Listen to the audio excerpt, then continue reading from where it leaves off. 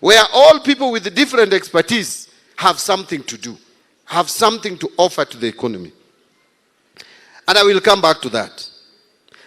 Ladies and gentlemen, as you are aware, the government has been in the process of formulating 2026-27 financial year budget and also the medium term. We have, in this regard, prepared a draft 2026 budget policy statement containing the proposed policies and resource limitations for the period. That is the resource envelope. It's already on our website.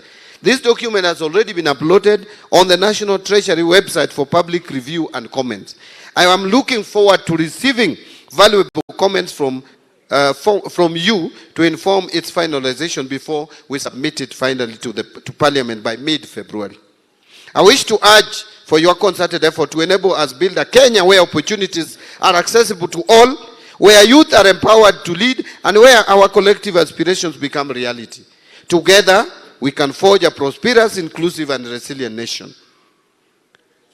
On privatization, and I'm drawing to a close. I'm back in a very few papers. Then it has sema machache off the cuff. So, ladies and gentlemen, on privatization, I have this to say. Privatization is often part of a broader process of structural reform. Privatization transactions are complex and require careful consideration of a number of issues. Well-designed and implemented privatization policies are essential to ensure credibility of reforms, to help governments achieve their objectives, and to create efficient and competitive markets for goods and services. Privatization of state-owned enterprises ushers in the private sector to participate in commercial activities that government-owned enterprises are taking. This is necessary because the private sector carries out commercial activities more efficiently than public sector, especially in competitive industry. By the way, I hope you are aware that you as individuals and your private businesses are included when I make reference to the private sector. It's not some strange animal somewhere. If you can do some small business, you are also in the space of the private sector. The benefits of privatization include, but is not limited to, the following. 1, lower prices, better quality of goods and services produced, wider choices for consumers, more innovation, minimal red tape in decision making, and of course, less corruption. That is the value and virtues which the private sector bring into business. Less corruption. To safeguard these benefits of privatization, the government has a social obligation to maintain a fair business environment through appropriate regulations and policies. Already, Kenya has developed a fairly robust regulatory environment with the Competition Authority of Kenya overseeing all sectors of the economy, supported by sector-specific regulators such as Communications Authority of Kenya. So privatization as a key tool to address the following 3 main or major economic issues. That is, balancing of government debts, public expenditure rationalization, and revenue raising, which we also call revenue mobilization. So we talk about revenue mobilization, we talk about expenditure rationalization, and we talk about government debt.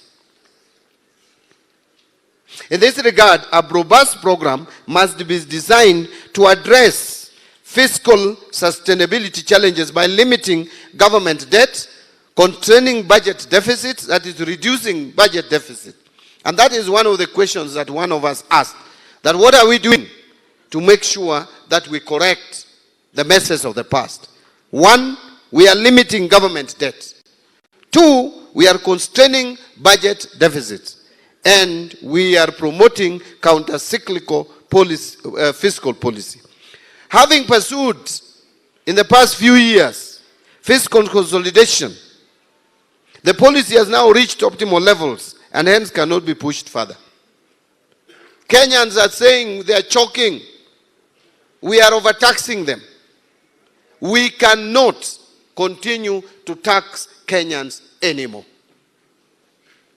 And what I mean here is not that you are not going to pay taxes. What I'm saying is that we cannot continue increasing taxation.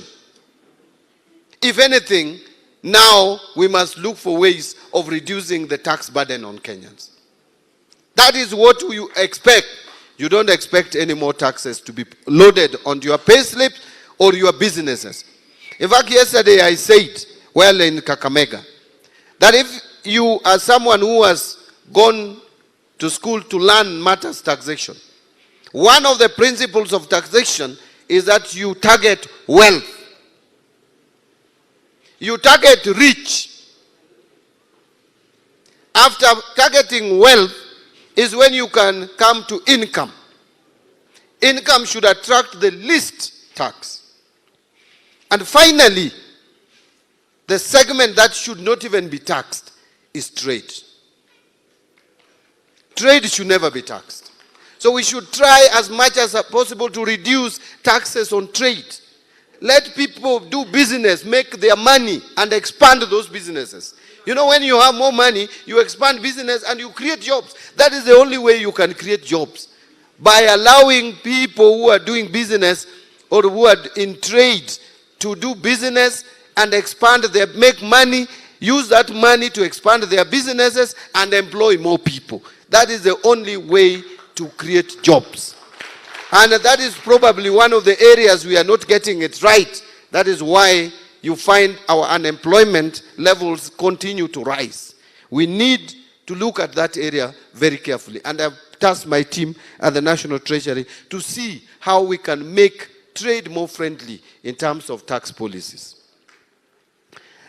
You will agree with me that unlike taxation, privatization can never reduce private sector wealth. Taxation reduces people's wealth, but privatization does not. Instead, it encourages propensity to invest and enhances aggregate demand, which in the long run would widen the revenue base. So, privatization does not reduce wealth. Instead, it enhances wealth. Ladies and gentlemen, as I wind up, I want to just mention that our economy, the Kenyan economy, is at a critical turning point. And to sustain the economic achievements that have been realized thus far, both from macro and fiscal perspectives, like lower inflation, lower interest rates, currency stabilization, GDP growth, we must turn to innovative financing mechanisms to fund our infrastructure and public service projects. As the financial needs of the government continue to outpace our available public resources, private sector participation has become a critical tool in addressing infrastructure gaps, enhancing service delivery, and promoting sustainable development. There are many success stories. I know one of us spoke about cases where privatization has failed. And indeed, it is true. There have been previous attempts to privatize some government institutions with disastrous outcomes, like Uchumi Supermarket. But probably one of the reasons why Uchumi failed and others which have failed is because of the timing.